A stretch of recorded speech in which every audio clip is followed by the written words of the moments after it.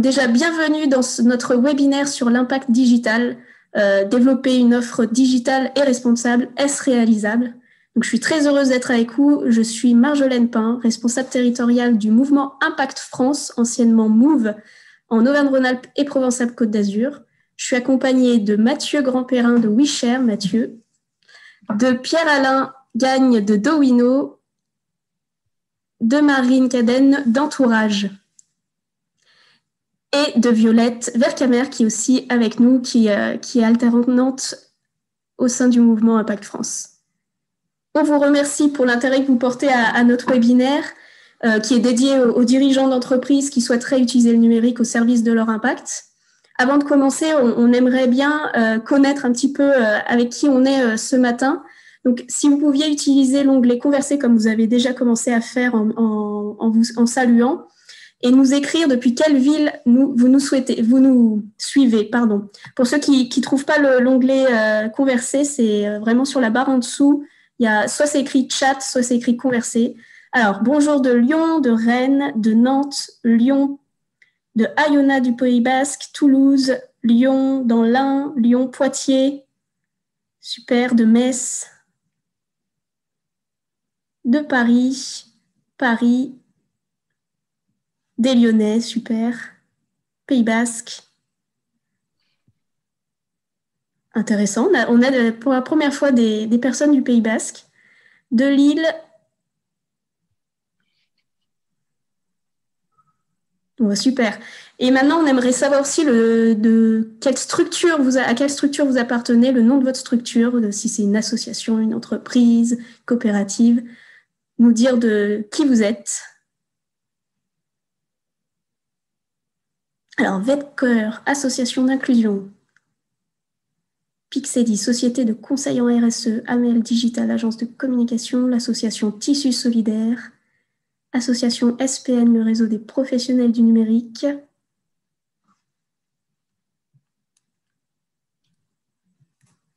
Atom, agence web qui fait du bien.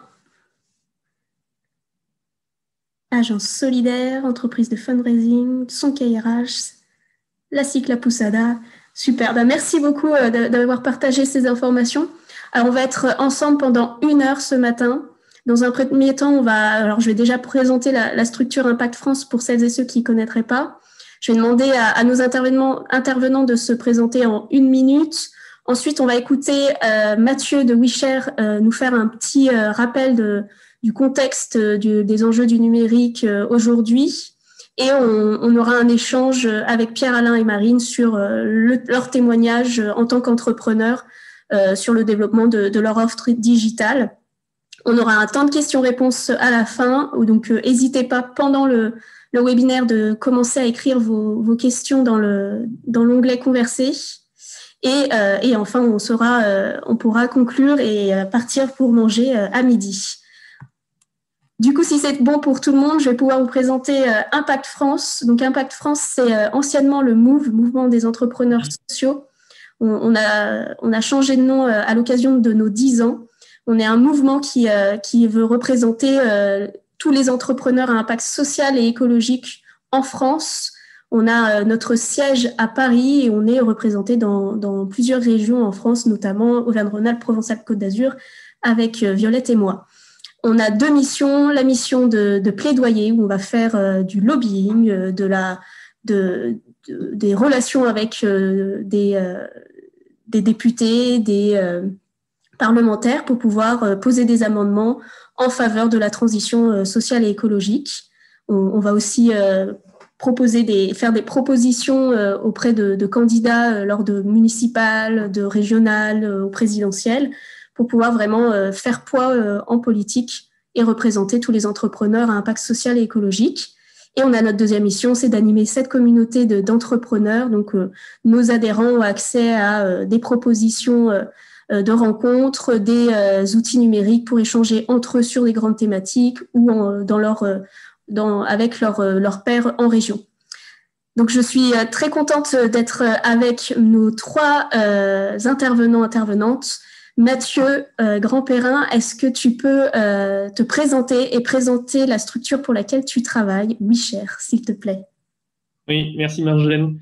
Donc Mathieu, j'ai travaillé pendant 6 ans dans la conception environnementale du bâtiment avant de rejoindre WeShare il y a 3 ans, au sein duquel je traite principalement de problématiques et d'enjeux liés au numérique. Et WeShare, c'est un collectif international qui a été créé en 2012, qui organise des événements, réalise des études et mène des accompagnements sur différents sujets, donc les enjeux et potentiels du numérique, mais aussi des sujets autour de la mobilité, des tiers-lieux, des modèles organisationnels moins hiérarchiques. Et globalement, sur tous nos projets, ce qu'on essaie de faire, c'est de créer des coopérations entre différents types d'acteurs, entre des acteurs qui peuvent ne pas habituellement communiquer entre eux, et notamment à des échelles de territoire pour des objectifs de transition écologique. Et pour information, pour ceux qui connaissent, on va organiser un WeShare Fest en juin 2021, donc pour la première fois depuis 4 ans.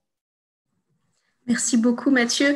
Je me tourne vers Marine. Marine, tu es du coup directrice d'Entourage Lyon. Est-ce que tu peux te présenter et puis présenter Entourage en 1 minute?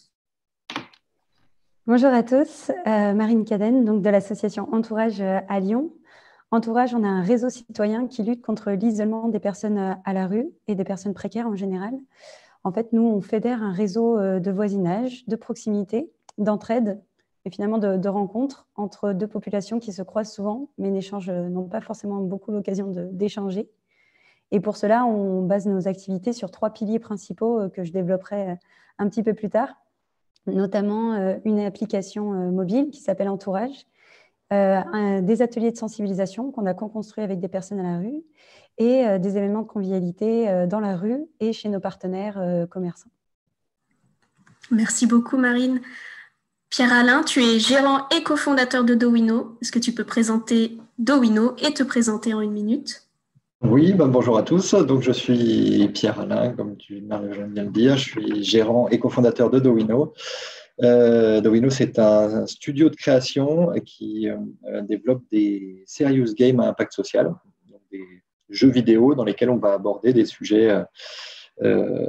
à impact comme la santé publique, comme le handicap, comme l'environnement, etc. On a créé ce studio il y a 7 ans maintenant, on vient de fêter nos 7 ans. On est une SCOP, une société coopérative, et on travaille avec 2 modèles. Un modèle où on développe ces jeux vidéo à impact pour des clients, des associations, des institutions publiques ou des entreprises privées, et un modèle où on développe ces projets pour nous, enfin directement adressés au grand public. Donc voilà, pour faire court. Merci beaucoup Pierre-Alain. On va commencer avec Mathieu. Mathieu, WeShare, avec WeShare, vous avez fait une démarche qui s'appelle Friction numérique. Est-ce que tu peux nous parler un petit peu de cette démarche, nous parler en revenant sur les enjeux globaux du numérique et peut-être partager quelles questions un entrepreneur ou une entrepreneur pourrait se poser lorsqu'il veut développer une offre digitale. Voilà, revenir sur tous ces enjeux du numérique pour qu'on puisse être vraiment qu'on comprenne le contexte global avant d'entrer en matière avec Marine et Pierre-Alain. Je te laisse la parole et le partage d'écran. Ok, merci Marjolaine. Oui, alors ouais, je vais vous partager mon écran tout de suite.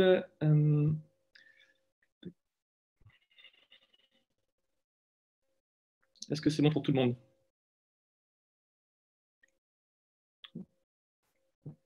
Donc, Friction numérique, c'est une démarche qu'on a initiée avec des collègues lyonnais de WeShare. L'objectif, c'est d'aider des organisations à prendre du recul sur les injonctions à la transformation numérique et à en objectiver les conséquences environnementales et sociales. Donc, pour cela, on mène des ateliers avec des organisations, au sein d'organisations ou pour différentes organisations, et on organise aussi un événement qui aura lieu les 2 et 3 février prochains en ligne. Alors, l'idée de l'introduction, telle que me l'a proposée Marjolaine, c'est d'essayer de donner quelques éléments de prise de recul sur certaines problématiques que pose le numérique. Ce sont des éléments de prise de recul qui me semblent importants pour se poser les bonnes questions, et des questions à se poser lorsqu'on veut développer une activité qui réponde à des enjeux sociétaux et environnementaux. Alors, je préfère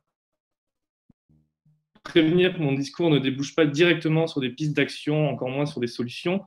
C'est tout le travail qu'on souhaite mener avec Friction Numérique, d'accompagner des organisations à cheminer depuis une prise de conscience lucide, parfois difficile, des problématiques que pose le numérique, vers une prise en compte opérationnelle ensuite dans l'activité de l'organisation et dans les choix qu'elle peut prendre. Donc, je vais peut-être évoquer beaucoup de choses en peu de temps. Je partagerai à la fin dans le chat une liste de ressources qui permettra à ceux qui le souhaitent d'approfondir. Alors, de quoi parle-t-on? Je ne vais pas faire l'histoire d'informatique, contrairement à ce que peut laisser suggérer, et numérique. Et l'uniformisation linguistique liée à la mondialisation d'Internet. Mais il y a aussi notre explication que donne le haut fonctionnaire et historien des sciences Alexandre Moiti. Le mot digital a été popularisé par les milieux économiques pour le caractère de nouveauté qu'il inspire. Il vient appuyer en fait un objectif de promotion. Il faut du neuf, du progrès, aller de l'avant. Donc la digitalisation d'entreprise, on ne sait pas très bien ce en quoi elle consiste concrètement, mais ce qu'on sait, c'est qu'il faut la mener. Donc ça révèle à mes yeux un premier élément de contexte, c'est qu'on partage une forme d'idéologie collective qui est sans cesse réaffirmée à nous, d'un progrès linéaire qui est servi par le développement de nouvelles techniques. Numérique, innovation, voire même transition écologique sont étroitement associés, sans que cela soit toujours justifié. Une croyance qui découle de là est ce que Jacques Ellul appelait le bluff technologique, ou ce que Evgeny Morozov appelle le solutionnisme technologique, l'idée que la technique peut résoudre tous les problèmes de l'humanité. Donc, pour ma part, j'emploierai le mot numérique d'habitude, en gardant en tête que son utilisation à tout va peut être critiquable parce qu'en numérique. On peut dire qu'il y a un système numérique qui est composé de deux ensembles qui interagissent. Un système technique qui rassemble les composantes physiques du système numérique et qui permettent les usages. Donc, ce sont les terminaux des utilisateurs, les infrastructures réseau et les centres de données. Ensuite, il y a un système d'usage qui rassemble les actions permises par les outils numériques et les dynamiques comportementales et sociales qui en résultent. Des usages qui, lorsqu'ils sont adoptés par la majorité, deviennent une norme et participent à créer un environnement dans lequel nous sommes plongés. Parce que le numérique, on a des difficultés parfois aussi un environnement. À t'entendre. Ça coupe un peu. Ouais, je ne sais pas si c'était sur ta 4G ou pas.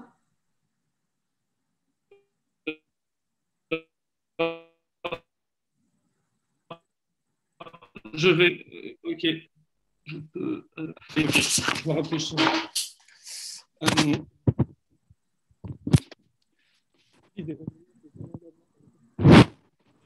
C'est quelque chose qui détermine et façonne notre culture, modifie nos pratiques et leur sens et change notre rapport au monde. Pour décrire ce numérique qui irrigue tous les pans de la société et pénètre toutes les sphères de notre vie, le sociologue Dominique Boulier utilise le terme de pervasif.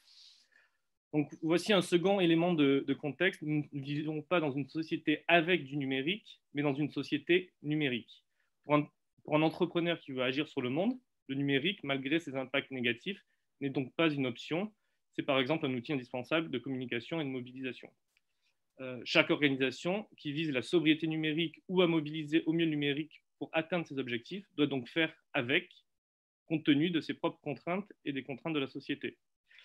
Mais malgré tout, je pense qu'il est important de comprendre les enjeux globaux autour du numérique et les dynamiques à l'œuvre dans la société pour ensuite agir en connaissance de cause. Donc, vous m'entendez mieux ou pas? Ok.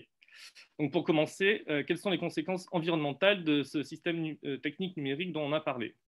Alors, il y a des impacts environnementaux qui sont très tangibles, plus tangibles que les émissions de gaz à effet de serre, qui affectent d'ores et déjà des populations. Ce sont les impacts dus à l'extraction des métaux qui sont nécessaires à la fabrication des équipements numériques. Une cinquantaine de métaux sont par exemple nécessaires pour fabriquer un smartphone. Donc, le processus d'extraction minière fait intervenir des traitements chimiques qui peuvent conduire à des pollutions des sols et des nappes phréatiques. Il requiert également énormément d'eau et ce qui peut conduire à l'assèchement de ressources hydriques qui sont vitales pour des populations. Donc, ce sont des dégradations qui peuvent conduire à parfois des déplacements forcés de population et qui ont des conséquences, évidemment, sur la santé des personnes. Donc, ce sont des choses qui se passent dans de nombreux pays, en Amérique latine, en Afrique et en Asie. Par ailleurs, il y a parfois des changements technologiques qui sont très rapides et qui sont à l'origine de besoins soudains et en grande quantité d'un certain métal, ce qui peut provoquer des tensions dans les régions où ces métaux sont extraits et même conduire à des guerres, comme en République démocratique du Congo avec le tantal. Enfin, un autre problème est le traitement des déchets informatiques. Plusieurs centaines de milliers de tonnes de déchets électroniques sont exportés légalement ou illégalement chaque année vers des pays du Sud et se retrouvent dans des décharges à ciel ouvert et sont source évidemment de pollution. Donc, voici quelques illustrations de mines et de décharges. On va quand même parler des gaz à effet de serre. Donc ceux qui sont les émissions de gaz à effet de serre associées au numérique représenteraient environ 3% des émissions des Français. Maintenant, si on considère que si on regarde ce que ça représente au regard des émissions que devrait produire au maximum chaque Français pour limiter le réchauffement climatique à 1,75 degrés, dans ce cas-là, les émissions associées au numérique représentent 11% de ces émissions soutenables. Donc, il devient plus conséquent. Et ensuite, il y a des études prospectives qui estiment que l'empreinte carbone du numérique pourrait avoir augmenté d'environ 60% en 2040, notamment du fait du développement des objets connectés et des usages permis par la 5G. Donc, toutes choses égales par ailleurs, les émissions associées au numérique représenteraient alors, dans ce cas, 20% des émissions soutenables. Ensuite, il y a quelque chose dont vous avez peut-être entendu parler, ce sont les effets rebonds, donc, qui est un effet indirect du numérique. C'est quelque chose qui est souvent difficile à identifier, bien qu'il soit quasiment systématique. Et c'est ce qui rend parfois, du coup, difficile la mobilisation du numérique dans un objectif de transition écologique. Notre système économique fait que quand on a des gains d'efficacité, par exemple lorsqu'on a des procédés moins gourmands en ressources ou des opérations plus simples ou rapides à réaliser, ces gains d'efficacité sont toujours réinvestis dans l'augmentation de la production et la diversification ou l'augmentation d'usage. Donc, de cette façon-là, le numérique nourrit l'accélération de la société, il facilite l'éclatement géographique et permet l'augmentation de flux, de marchandises, de flux monétaires, etc. Ce qui se traduit, du coup, par un impact environnemental accru. Et c'est sans doute là, finalement, le problème principal que pose, en fait, le numérique. Alors, très rapidement, j'ai aussi partagé quelques conséquences sociales du système d'usage numérique. Dans le cadre de friction numérique, on essaie d'étudier comment des organisations peuvent associer dans leur réflexion la prise en compte des conséquences environnementales et des effets sur les travailleurs et les usagers. Donc, ça peut être, ce que ça peut produire dans des entreprises, c'est l'augmentation des rythmes de travail, la fragmentation du travail qui, in fine, se traduit par une perte de sens, la flexibilisation du travail et qui conduit souvent aussi à une injonction à s'adapter, on doit toujours s'adapter, une individualisation du travail, donc avec les outils portables que l'on a, on est connecté, mais on est aussi paradoxalement plus isolé, et ce qui dans des entreprises peut limiter la possibilité de revendication collective. Et ça, ce n'est pas rien. Aussi, il y a des questions de surveillance et de monitoring des salariés qui peuvent se poser. Voilà. Ensuite, on pourrait aussi parler des problématiques liées à l'économie de l'attention et à la captation de données, c'est le modèle économique dominant du web aujourd'hui, donc qui n'est pas sans poser quelques questions, et aussi de la surveillance, des questions de surveillance à plus grande échelle que permet finalement le numérique. Alors, du coup, compte tenu de la diversité et de la complexité de ces conséquences environnementales et sociales, je crois, c'est mon point de vue, qu'il ne faut pas surestimer le rôle que peut avoir la mesure dans l'impact que peut avoir la mesure d'un impact environnemental pour faire des choix sur des services ou des outils. Donc, la mesure peut être utile pour mener des arbitrages entre deux solutions techniques à peu près équivalentes, mais elle ne peut pas remplacer une réflexion sur la place du numérique dans son activité. Alors, du coup, pour terminer, je vais partager quelques questions et propositions auxquelles vous pourriez réfléchir. C'est un début, c'est une invitation à discuter, en fait. Alors, déjà, nous cumulons tous différents rôles vis-à-vis du numérique. On est producteur, on est consommateur, prescripteur d'usage numérique. Par rapport à ça, quel levier d'action on a, quel levier d'action on découle pour vous et votre organisation. Ensuite, quel imaginaire vis-à-vis du numérique diffusez-vous? Comment feriez-vous pour résoudre votre problème sans passer par le numérique? Je pense que c'est une bonne question à se poser, même si la réponse n'est pas forcément de se passer du numérique, mais du coup, gardez en tête que proposer des accès non numériques à son service lorsque c'est possible, ça va dans le sens de la sobriété et ça permet aussi de répondre à des questions d'inclusion. Alors plus généralement, ce qu'il faut, c'est mettre de l'humain quand c'est possible. Et en fait, c'est parfois plus efficace que d'interfacer avec des dispositifs numériques. Enfin, donc l'éco-conception, dont on va sans doute parler tout à l'heure, ne pas considérer que c'est une solution ultime, donc confère les effets rebonds que j'évoquais précédemment, ce qui n'empêche pas d'éco-concevoir ces services, mais en parallèle, il faut sortir de la logique d'illimité qui est souvent promue avec le numérique et encadrer les usages, ou en tout cas encadrer la diversification des usages. Voilà quelques réflexions. Donc la meilleure prise en compte là, de ces enjeux environnementaux et sociétaux, c'est c'est un cheminement. Du coup, c'est un cheminement sur lequel on essaie d'accompagner des organisations avec friction numérique, de la prise de conscience des problématiques vers leur prise en compte opérationnelle dans l'activité de l'organisation. Et donc, au-delà de ces accompagnements, on aura un événement avec Friction numérique le 2 et 3 février qui pourront permettre d'approfondir certaines de ces questions. On est en train de travailler à l'adaptation du format en ligne. Il y aura bientôt des informations par rapport à cela. Vous pouvez vous inscrire sur le site que je partage ici. Je pourrai le repartager dans le chat. Et voilà, je vous partagerai ensuite quelques ressources dans le chat que vous pourrez prendre le temps de regarder plus tard. Merci beaucoup. Merci beaucoup Mathieu pour ces réflexions et qui me permettent de faire une bonne transition auprès de mes deux intervenants entrepreneurs qui justement prennent ces enjeux-là à cœur pour pouvoir utiliser le numérique au mieux pour toucher leurs bénéficiaires, avoir un impact qui soit positif grâce au numérique en prenant en compte derrière les bénéficiaires qui vont avoir accès à ces outils-là. Je vais commencer par demander à Marine de prendre la parole. D'ailleurs, Mathieu parlait d'isolement à cause du numérique. On a presque envie, quand on va entendre parler Marine, de dire que c'est plutôt justement une lutte contre l'isolement grâce au numérique avec l'application d'Entourage. Du coup, Marine, Entourage a développé une application qui met en contact les personnes de la rue, les associations et les citoyens s'engager dans une démarche bénévole pour lutter contre la grande précarité. Est-ce que tu peux nous dire comment ça fonctionne exactement? Comment vous avez fait ou vous faites pour que vos bénéficiaires se saisissent de l'outil? Comment justement ça permet de ne pas les rendre isolés? Et comment vous faites pour toucher ceux et celles qui n'auraient pas forcément accès à Internet ou à un support numérique? Ouais, c'était une très, très belle introduction qui replace bien les enjeux du numérique qu'on a essayé de détourner, justement en créant notre propre application à Entourage. Nous, on a la chance d'être assez indépendants sur les développements de cette application grâce à une équipe technique interne et salariée de l'association. Donc, ce qui fait aussi qu'on a beaucoup de marge de manœuvre que beaucoup d'associations qui font ce genre de services en prestation ne peuvent pas forcément avoir.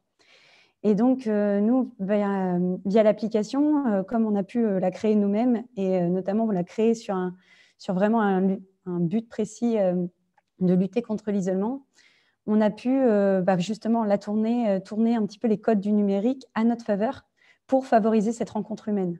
En fait, le but de notre application, contrairement à certaines applications, autres réseaux sociaux comme Facebook, par exemple, où vous connaissez quelqu'un et ensuite vous l'ajoutez sur Facebook, nous, on prend le contre-pied inverse, en fait. Vous rencontrez des personnes via, entre guillemets, la barrière du numérique qui aident beaucoup la relation, qui aident beaucoup la prise de parole aussi. Il y a beaucoup de personnes sans abri qui osent demander de l'aide plutôt sur l'application que d'abord via une institution, derrière un guichet, une personne physique. Parce que voilà, il y a tout un sentiment de honte aussi. L'application permet d'échanger avant de se rencontrer vraiment. Donc, on peut sentir aussi un certain feeling. Et donc ça, c'est une première prise de contact qui est possible grâce au numérique. À l'inverse aussi, les personnes avec abri qui viennent en aide aux personnes sans abri via l'application peuvent faire un premier pas solidaire, en fait, avec une personne directement près de chez eux. Et donc, ça rapproche en fait des personnes qui sont près l'une de l'autre, mais qui ne se seraient pas connues autrement que via l'application. Parce que voilà, aujourd'hui, les réseaux sociaux nous rendent plus proches de notre ami qui est parti en Erasmus à Los Angeles que la personne sans abri qu'on croise pourtant tous les jours en faisant les courses. Et donc ça, c'est permis grâce notamment à des algorithmes, grâce à notre équipe qui rapproche les gens numériquement aussi via la plateforme Entourage. Ça, c'est le premier élément. Le deuxième élément que je voulais vraiment souligner et qu'on n'a pas forcément en tête parce que l'imaginaire collectif est assez loin de ça, c'est qu'il y a quand même 75% des personnes à la rue qui ont un smartphone avec une connexion Internet régulière. Aujourd'hui, voilà, il faut sortir, c'est une enquête de Solinum de 2019 que vous pouvez retrouver, qui est très intéressante et qui a été menée à l'échelle nationale, qui met en avant ça. Et c'est encore plus 95% des personnes à la rue qui ont un téléphone, juste un téléphone, et 75% ont un smartphone. Et donc, ce qui facilite aussi leur connexion numérique.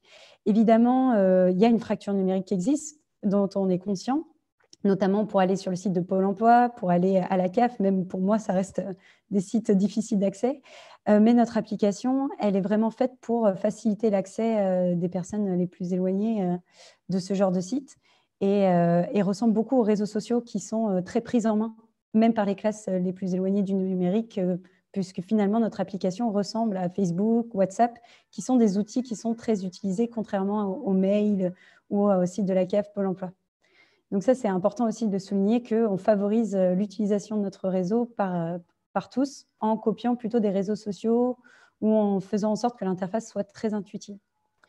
Et enfin, aussi récemment, pour aussi prendre en compte les personnes les plus éloignées du numérique, on a développé l'application sur ordinateur, ce qui permet aux personnes sans abri d'y avoir accès plus facilement via les ordinateurs qu'ils peuvent trouver dans les centres, les foyers, des centres d'hébergement et de réinsertion sociale, mais aussi chez nos partenaires associatifs comme les accueils de jour qui proposent des services de jour pour les personnes SDF et qui ont souvent un pôle numérique à disposition. Et puis aussi pour faciliter l'accès des tiers, c'est-à-dire des travailleurs sociaux qui vont utiliser l'application, qui vont utiliser l'interface web pour mettre en avant des besoins des personnes qui les accompagnent. Donc, c'est un petit peu à tout ça qu'on a réfléchi pour faire en sorte que l'application soit le plus utilisée, et notamment par les personnes concernées. Et c'est quelque chose qu'on a pu aussi favoriser, notamment pendant le confinement, puisque pendant le confinement, en tout cas dans les premières semaines, beaucoup d'associations, ne sachant pas comment réagir, ont dû fermer leurs portes, souvent à contre-cœur, et ne restait que la solidarité citoyenne et les outils numériques. Et Entourage a été beaucoup utilisé par les personnes sans abri à ce moment-là, beaucoup plus qu'auparavant, puisqu'il y a eu un effet de bouche à oreille très fort, puisque notre solution numérique, elle rassemble un petit peu les deux. Elle est numérique, puis elle est constituée d'un réseau citoyen. Et donc, ça a permis voilà, d'augmenter, entre guillemets, l'utilisation des personnes concernées sur le réseau. Donc, c'est un petit peu ces effets-là qu'on note aujourd'hui autour de l'application. Merci Marine. J'avais quand même une question pour compléter. Comment vous faites pour que les bénéficiaires soient au courant que cette application existe? Est-ce que c'est à travers d'associations partenaires? Est-ce que vous allez directement aller les rencontrer directement et leur en parler? Comment vous faites pour que l'outil soit saisi par ces bénéficiaires? Il y a beaucoup de moyens différents puisqu'on s'adresse à un public qui est très varié. Le public personnes SDF, ça regroupe beaucoup de réalités différentes, autant les hommes seuls que les familles, les jeunes, les plus âgés, les personnes qui sont hébergées en squat, en bidonville. Enfin voilà, c'est beaucoup de réalités difficilement palpables. Donc, on a beaucoup de moyens pour faire connaître notre application auprès de ces personnes-là. Le premier, c'est tous nos relais partenaires associatifs. Il y a beaucoup de travailleurs sociaux, de l'Armée du Salut, du Foyer Notre-Dame des Sans-Abri notamment, qui relaient notre solution auprès des personnes qu'ils identifient, qu'ils accompagnent. On va aussi beaucoup dans une démarche d'aller vers. Nous, on est beaucoup sur le terrain. On n'accueille pas de public dans nos locaux comme certaines structures. Nous, on va les voir là où ils sont. Donc, on fait des maraudes avec la ville de Lyon sur les squats. On fait des tournées de rue 2 fois par semaine minimum. on va vers eux, en fait, finalement, notamment pour aussi leur parler de notre solution, mais aussi pour créer ce lien de confiance qui est nécessaire à leur mobilisation sur nos activités, qu'elles soient numériques ou non. Et puis aussi, on a beaucoup de communication sur les réseaux sociaux, dans les métros, etc. Et en fait, on fait de chaque citoyen un potentiel vecteur de notre solution aussi. Super. Merci Marine. D'ailleurs, du coup, ça rejoint un petit peu ce que Mathieu disait. En plus de l'outil numérique, l'importance d'avoir de l'humain qui soit là et qui puisse justement aller chercher les bénéficiaires, leur montrer, à être présent et ne pas avoir juste du numérique pour les toucher. Et tout à fait. Et je réponds juste, je m'aperçois que je n'ai pas concrètement dit comment marchait l'application. Très rapidement, pour répondre à une question du chat, en fait, l'application il suffit de s'inscrire avec un numéro de téléphone, ce qui pour nous est très important parce que derrière aussi, il y a de l'humain derrière cette application. Et donc, on fait un suivi des personnes les plus précaires aussi via le réseau. Et donc, on a besoin d'un numéro de téléphone. Et ensuite, on s'inscrit avec son pseudo ou son vrai nom, comme on le souhaite, et on peut créer ou rejoindre des actions. On tombe sur un fil d'actualité qui est aussi sous forme de carte, où on peut voir des actions qui ont été créées par d'autres utilisateurs. Donc, on peut rejoindre ces actions, directement entrer en contact avec les utilisateurs. Par exemple, en ce moment, il y a une personne sans-abri qui cherche tout un lot de sacs de couchage pour elle et quelques autres amis de la rue. Et donc, on peut directement rentrer en contact avec elle. Elle s'appelle Sarah. C'est une utilisatrice SDF de l'application. Et convenir d'un lieu de rendez-vous ou pour lui apporter les choses dont elle a besoin. Merci Marine. Entourage, c'est accessible dans toute la France ? Est-ce que, comme on a des personnes qui ne viennent pas uniquement de la région Auvergne-Rhône-Alpes, est-ce que tout le monde peut l'utiliser dans toute la France ? Oui, on peut l'utiliser partout en France et même ailleurs. Après, le réseau est plus dense dans les villes où on est présent, c'est-à-dire le Paris 92, bientôt le 93, Lille, Rennes et Lyon. Ok, super. Merci beaucoup Marine. Je me tourne maintenant virtuellement vers Pierre-Alain. Pierre-Alain Douineau a développé, comme tu disais, plus de 50 dispositifs numériques et physiques pour sensibiliser, éduquer, former à des problématiques à fort impact social, telles que le développement durable, la responsabilité sociale, la santé publique, le handicap ou encore la solidarité. Est-ce que tu peux nous parler de la démarche de création des dispositifs numériques de Douineau, comment vous incluez à chaque fois les bénéficiaires dans vos projets et justement comment vous faites pour construire en fonction, comme vous avez des bénéficiaires différents à chaque fois, comment vous faites pour faire en sorte que ces offres-là soient adaptées à chaque fois aux besoins de chaque bénéficiaire? Et ben déjà, c'est pas simple, puisque comme tu l'as dit, on a des bénéficiaires différents à chaque fois, des thématiques différentes à chaque fois, des cibles différentes et parfois aussi des intermédiaires, on va dire, qui peuvent être une institution cliente ou une entreprise cliente. Donc c'est vrai que c'est pas simple. La première étape, ça rejoint ce que disait Marine, c'est de partir des usages, c'est-à-dire comment les gens les bénéficiaires vont utiliser le numérique, est-ce qu'ils l'utilisent, comment ils l'utilisent, est-ce que c'est plutôt sur téléphone, est-ce que c'est plutôt sur ordinateur, est-ce que c'est dans le métro sans connexion, ou est-ce qu'ils ont plutôt accès à des bonnes connexions, etc. Et ça, c'est vraiment le point de départ.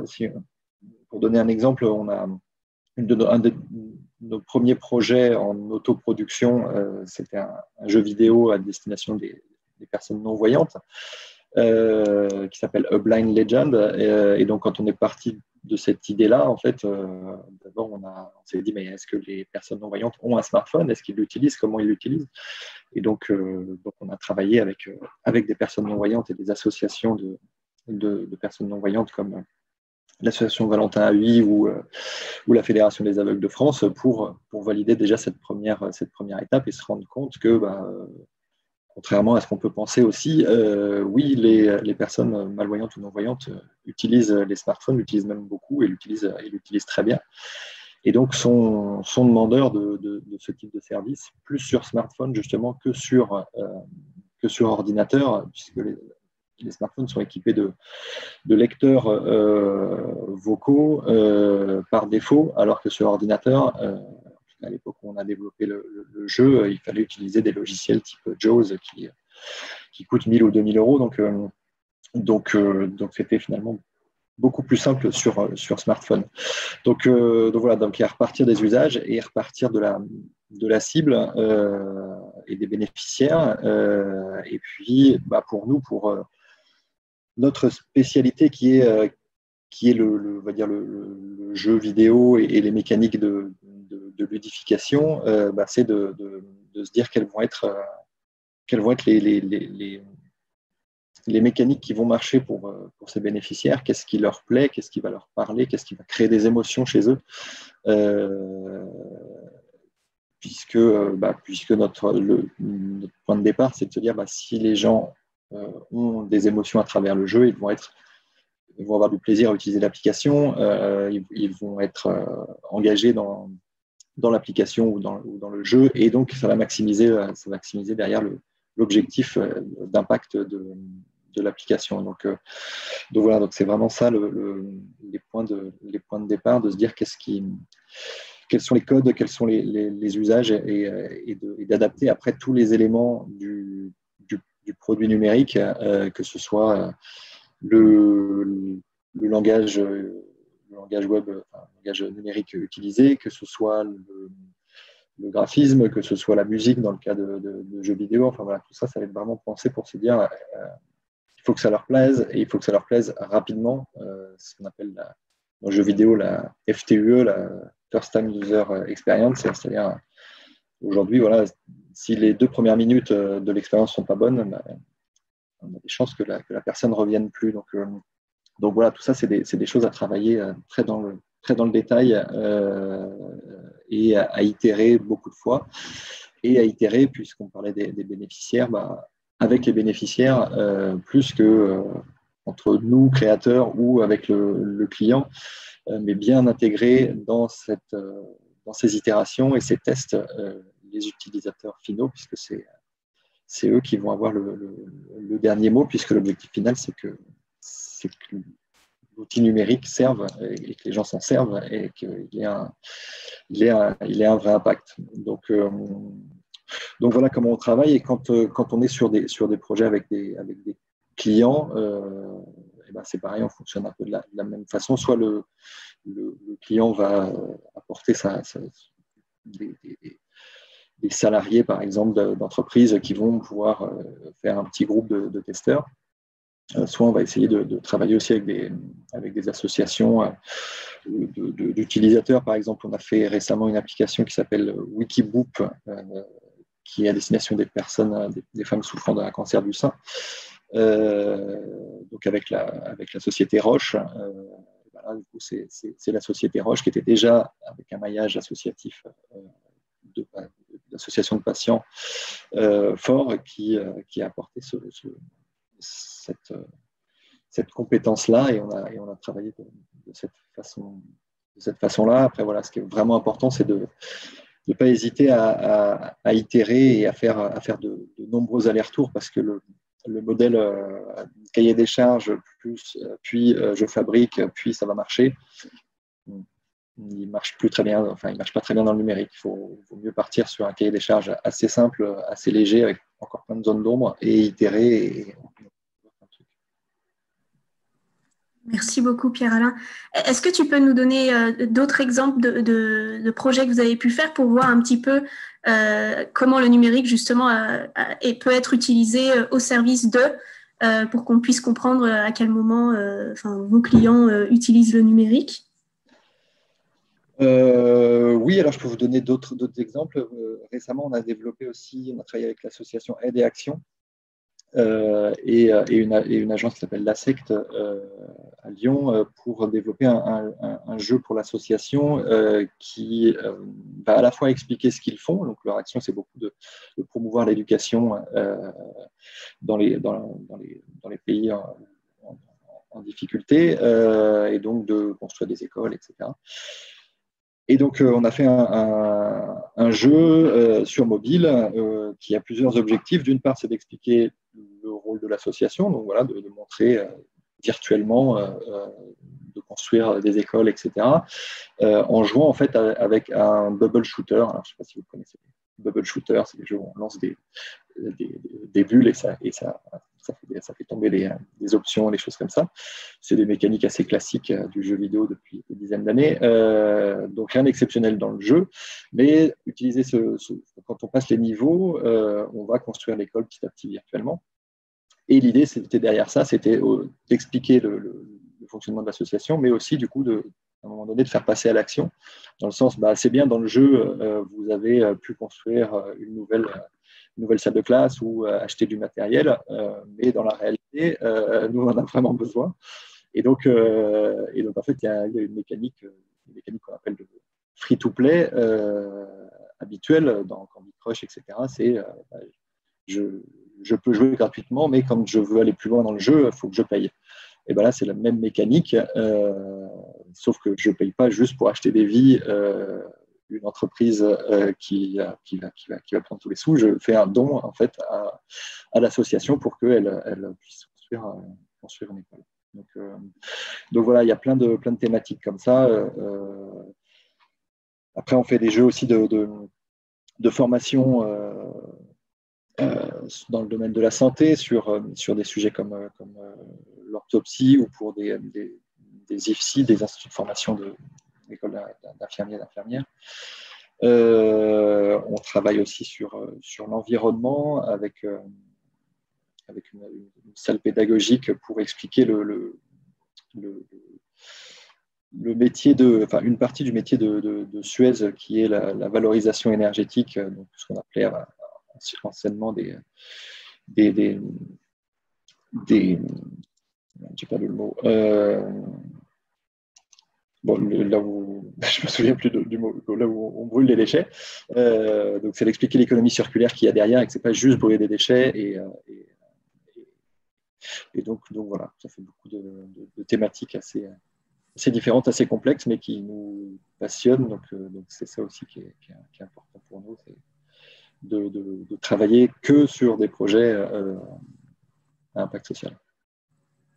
Super, merci beaucoup Pierre-Alain. Je vais m'adresser à vous deux avec la question, quels seraient vos conseils aux entrepreneurs présents qui souhaiteraient développer une offre digitale, un produit ou un service, et qui veulent s'assurer que leur impact soit positif? Est-ce que vous avez des conseils à partager, Marine?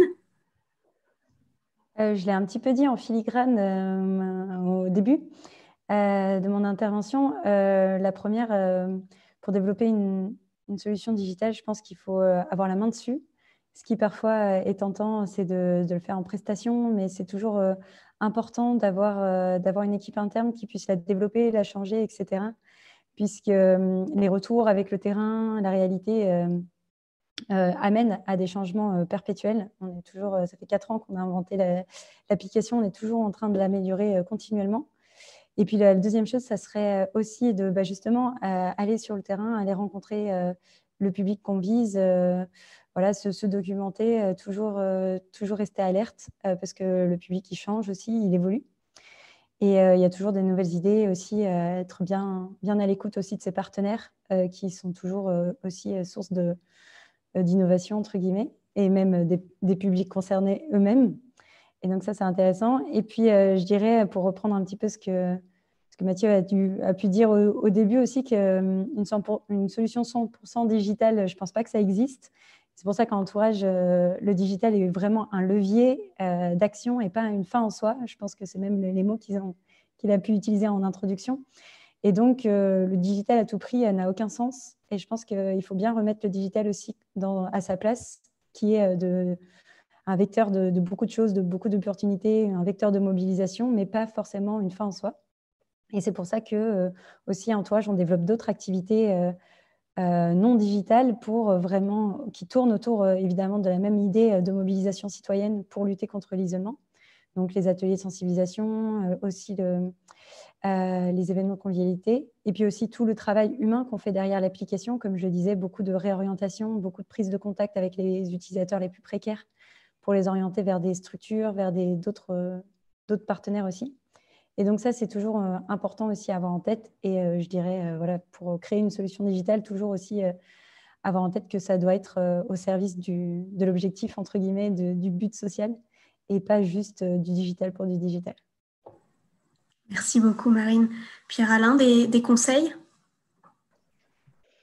Oui, du coup, pour faire la transition avec ce qu'a dit Marine, le but social ou l'impact social, du coup, c'est important de se demander comment on va le mesurer, notamment sur la partie digitale, puisque je suis d'accord que ça ne fait pas tout et qu'il y a aussi plein de possibilités de faire plein de choses dans le monde in real life, comme on dit dans le jeu vidéo, et que c'est très bien et que ça se complète.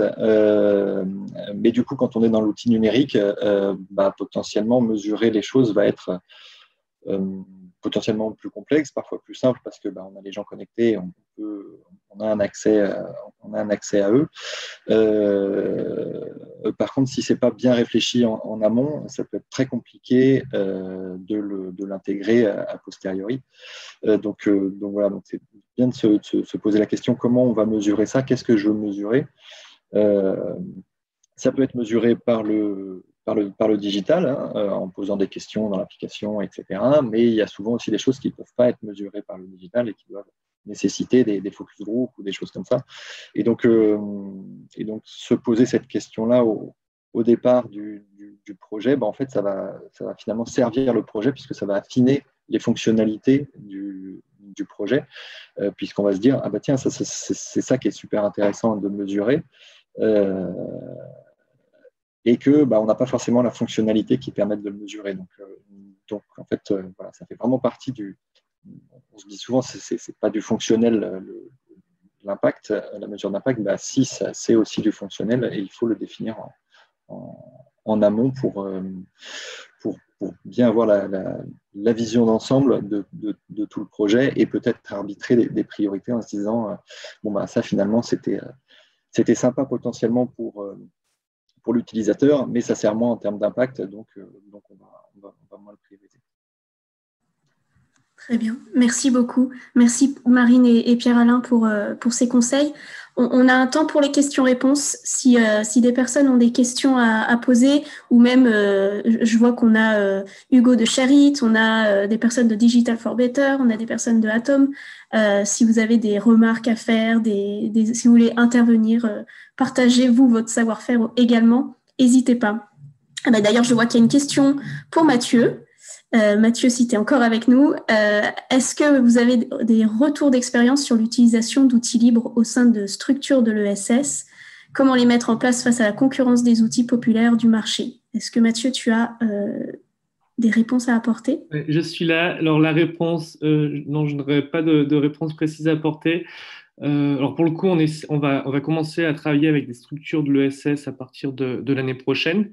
Donc c'est aussi un appel à ceux qui pourraient être intéressés et effectivement la place des outils libres, il y a une réflexion aussi sur les outils libres. C'était pas tout à fait mon propos tout à l'heure, mais effectivement ça peut répondre à certains enjeux et alors la problématique, la difficulté de mettre en place des outils libres est réelle, mais il y a de plus en plus de structures qui accompagnent autour de ça. En tout cas, techniquement, je pense à Indie Hoster, par exemple. Je vais partager le lien là dans le chat. Donc peut-être que ça peut répondre en partie à la question. Et voilà, il y a d'autres acteurs comme ceci. Il y a toute la sphère Framasoft qui apporte pas mal de réponses autour de ça. Merci Mathieu. Est-ce qu'il y a d'autres questions? N'hésitez pas à ouvrir directement votre micro et à poser directement si vous souhaitez.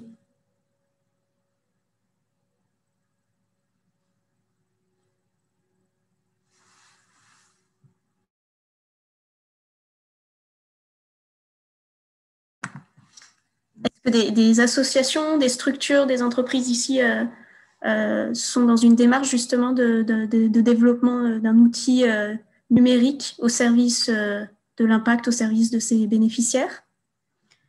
Je vois Stéphanie qui lève la main. Stéphanie, est-ce que tu veux nous présenter un petit peu ton projet? Oui, du coup, nous, on travaille très fort. Nous, notre mission, c'est vraiment de réenchanter la relation des aidants et de leurs aidés qui sont impactés par des pathologies neurodégénératives, donc maladie d'Alzheimer et maladies apparentées. Et notamment, notre première action, c'est de développer un jeu un jeu numérique et auquel on joue en duo, en coopération, donc ensemble sur une tablette entre l'aidant et son proche fragile. Donc oui, bien sûr, tout ce que a dit Marine a beaucoup résonné en moi parce que nous, on a un public qui est extrêmement fragile. Les aidants, souvent s'ignorent, ne savent même pas eux-mêmes qu'ils sont aidants. Et puis, de l'autre côté, les aidés, souvent, ont des troubles et une nouvelle situation de vie qui est très complexe à comprendre. Et voilà, donc nous, on travaille fort à justement développer un outil qu'on a choisi digital pour son côté pratique. Et on a choisi le jeu pour qu'on se sorte vraiment du médical et qu'on soit dans le plaisir d'être ensemble. Voilà, donc l'intervention de Pierre-Alain que je connais, je suis complètement d'accord sur la façon de co-construire le projet. Nous, c'est ce qu'on fait. On teste avec nos potentiels futurs utilisateurs. Aujourd'hui, on est en émergence, bien sûr, on expérimente. Mais voilà, on a à cœur de développer un outil qui soit utile, utilisé. Et voilà, du coup, toutes ces belles paroles, ça a beaucoup résonné en moi. Donc, merci beaucoup. Merci Stéphanie. Il y a une question de Camille Bouquet. Comment avez-vous considéré les enjeux environnementaux pour développer vos applications? Quels sont les grands critères que vous avez regardés et avez-vous trouvé facilement des prestataires pour vous accompagner sur ces sujets? Est-ce que Marine, Pierre-Alain, vous avez des éléments de réponse à apporter? Oui, moi je peux intervenir sur ces questions-là. C'est en effet une grande question, puisque dans l'introduction de Mathieu, on l'a bien vu, les enjeux environnementaux sont tout au long du cycle de vie du numérique. Donc ça démarre par la fabrication, l'extraction pour tout ce qui est hardware, donc les smartphones, les écrans, etc. Toute la partie infrastructure réseau, la partie outils numériques, finalement, c'est un développement de l'outil numérique, c'est une petite partie. Et ensuite, il y a toutes les questions de réemploi et de recyclage. Donc, c'est un sujet très, très vaste et où, pour une partie, en tout cas, on n'a pas forcément la main, notamment sur l'équipement des personnes. Voilà, on ne maîtrise pas ça. Donc nous, on a démarré une démarche où on essaye de se poser toutes les questions et de voir où est-ce qu'on peut agir et où est-ce qu'on peut agir rapidement. On a constaté du coup plusieurs choses. Nous, au niveau de notre matériel, déjà d'essayer on a commencé à se fournir chez Fairphone, notamment pour les smartphones, mais on est un peu bloqué parce qu'il nous faut plusieurs configurations pour pouvoir tester des choses représentatives chez nos utilisateurs qui n'ont pas tous des smartphones. Donc, il faut aussi qu'on achète du Apple et du Samsung. Et cette partie-là, on a aussi tout de suite, dès qu'on a pu, on a basculé chez Enercop pour toute la partie énergie chez nous. Et ensuite, en termes de conception, c'est vrai que sur des outils web ou API, il y a des choses, des co-conceptions qui sont faisables et qui sont relativement simples, et que ce soit en termes d'éco-conception environnementale ou sociale, puisque la partie accessibilité aussi est importante, accessibilité aux personnes handicapées. Sur le jeu vidéo, c'est un peu plus compliqué, puisque il y a forcément plus de visuels, plus de choses qui ne sont pas forcément accessibles. Et donc, ce qu'on essaie de faire, nous, c'est d'être sur des choses assez peu gourmandes en ressources, d'être sur des usages plutôt smartphone par rapport à la taille des écrans et aux ressources performances que ça demande. On essaye plutôt d'utiliser la 2D que la 3D. Voilà, c'est des choses comme ça qui permettent d'améliorer, même si on est loin d'être parfait, mais on a une démarche un petit peu d'amélioration continue, on va dire, parce que c'est une never-ending story, quoi. Merci Pierre-Alain. N'hésitez pas si parmi les participants, vous avez des prestataires à partager, vraiment des prestataires au niveau qui prennent en compte l'impact environnemental dans le développement d'applications, et de sites web, etc. N'hésitez pas à nous les partager, on est tous et toutes preneurs. On va conclure, je vais demander à Mathieu, Marine et Pierre-Alain de partager s'il fallait retenir une chose de notre échange, quelle serait-elle? S'il fallait partager une chose à retenir avant de se quitter. Mathieu, est-ce que tu veux commencer? Moi, je dirais garder de l'humain là où on peut, quand on peut, et je crois que Marine a donné un bel exemple tout à l'heure avec Entourage. Merci. Marine, s'il fallait retenir une chose? Oui, voilà, c'est ça. Ça serait un petit peu ce que j'ai dit tout à l'heure, que l'alliance entre guillemets humain-digital est assez forte. Et donc, garder de l'humain là où on peut aussi, mais pas hésiter aussi à user tous les bons côtés du numérique. Merci Marine. Pierre-Alain? J'ai envie de dire la même chose, mais je vais essayer de dire un petit peu autre chose. Moi, ça me fait un peu penser aux autres transitions, aux autres révolutions industrielles qu'il y a pu y avoir, que ce soit en agriculture ou en industrie, où on s'est retrouvé à séparer en fait le conventionnel du bio ou du à impact en agriculture, dans l'industrie maintenant textile. Voilà, on a ceux qui font pas bien et ceux qui font bien, pour faire simple. Ce que j'ai envie de dire ou de retenir, c'est d'essayer sur le numérique, d'essayer de le faire dès maintenant en une seule et même industrie qui prend en compte ça le plus possible, et de ne pas refaire les mêmes erreurs qu'avant, de foncer tête baissée et de bout de 30 ans de se dire « Ah mince, on aurait pu faire du bio, quoi ». Voilà. Merci beaucoup Pierre-Alain. Merci Alexandra, Julien pour vos partages. Moi, je vais terminer, il nous reste 2 minutes, simplement pour vous présenter un programme que nous, on propose aux entrepreneurs à impact social et écologique au niveau d'Impact France. On organise des Learning Expeditions, donc c'est des temps d'immersion en promotion de 10 entrepreneurs, où on va visiter des entreprises, des entrepreneurs pionniers sur certains sujets. Et nous avons le sujet de l'impact digital qui commence le 24 novembre prochain. Donc, on a un programme sur 5 mois, une visite par mois, entre entrepreneurs, une promotion de 10 entrepreneurs qui vont rencontrer ces structures-là. Donc, parmi les structures, on a Sherit qui est ici, Entourage aussi, Ciel Bleu, Matrice, Crésus et Hello Asso, dans toute la France. Ça concerne vraiment tous les entrepreneurs à impact social et écologique de toute la France. Et on va visiter ces structures-là dans toute la France. Bien sûr, pendant cette période, nous proposons d'abord en digital, mais quand on pourra revenir en physique, c'est des visites qu'on fait en insertion, en immersion, directement chez la structure. Je vous partage le lien si ce sujet vous intéresse pour vous inscrire, en tout cas vous proposer votre candidature pour faire partie de nos prochaines promotions. Eh bien, il est midi. Je remercie grandement Pierre-Alain, Marine, Mathieu pour ce temps, pour cet échange. J'espère que vous avez passé un bon moment. On a enregistré ce webinaire. Il sera accessible sur notre chaîne YouTube en replay. Et dans tous les cas, je vous envoie un mail de remerciement avec les contacts de nos 3 intervenants si vous souhaitez les recontacter ou même faire des partenariats avec eux. Je vous remercie. Je vous souhaite un très bon appétit et au plaisir. Au revoir. Merci, au revoir. Au revoir.